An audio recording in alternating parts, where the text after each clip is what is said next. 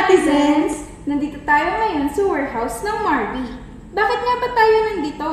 Mayroon lang tayong problema na susolusyonan. Kailangan natin may deliver ang mga tinapay na ito sa mga Alphamart branches sa Malolos sa pinakamaikling ruta. Iyan ay magagawa natin sa tulong ng Graph Theory, gamit ang traveling salesman problem. Tara na!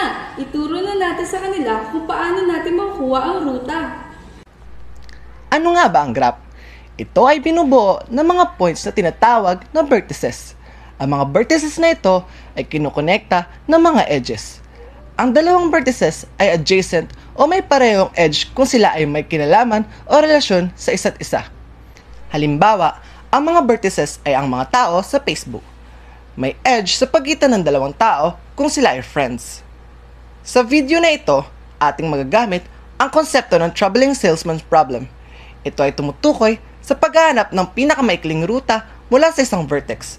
Dapat itong madaanan ang lahat ng vertex at makarating muli sa unang vertex. Grabe! Akala ko imposibleng malutas yung mga ganitong komplikadong problema. Kaya pala ng math yan!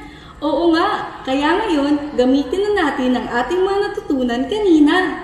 Sa ilang saglit lamang, malalaman na natin ang pinakamaikling ruta para ma-deliver itong mga tinapay. Alphamart dito, Alphamart doon, Alphamart kung saan-saan. Sinakop na nga ng Alphamart ang buong Pilipinas. Pero, paano nga ba nalalaman ang pinakamaikling ruta upang madeliveran ang mga branches ng Alphamart? Sa pamamagitan ng graph theory, specifically ang konsepto ng traveling salesman problem, malulutas ang problema na ito. At upang mas mapadali ang paghanap ng ruta, ito ay ginagamitan ng SageMath. Ito ay isang software na sinusulatan ng code upang makapag-create ng graph at makasolve ng iba't ibang graph theory problems. Sa video na ito, ating malalaman ang ruta mula warehouse ng Marby Food Ventures Corporation papunta sa mga Alphamart branches ng Malolos, pabalik sa warehouse. Para malaman ito, gumawa ng graph na ang lahat ng vertices ay adjacent sa isa't isa. Ito ay tinatawag na complete graph. Ang weight o value ng mga edges ay ang mga distansya ng mga vertices sa isa't isa.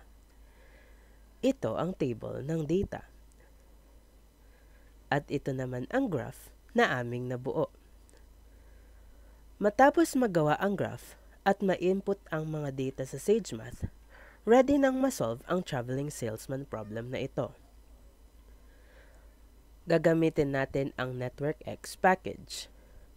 Ang proseso ay nagsisimula sa pagko-convert ng isang graph na ginawa sa SageMath sa format ng NetworkX graph, gamit ang NetworkX graph method.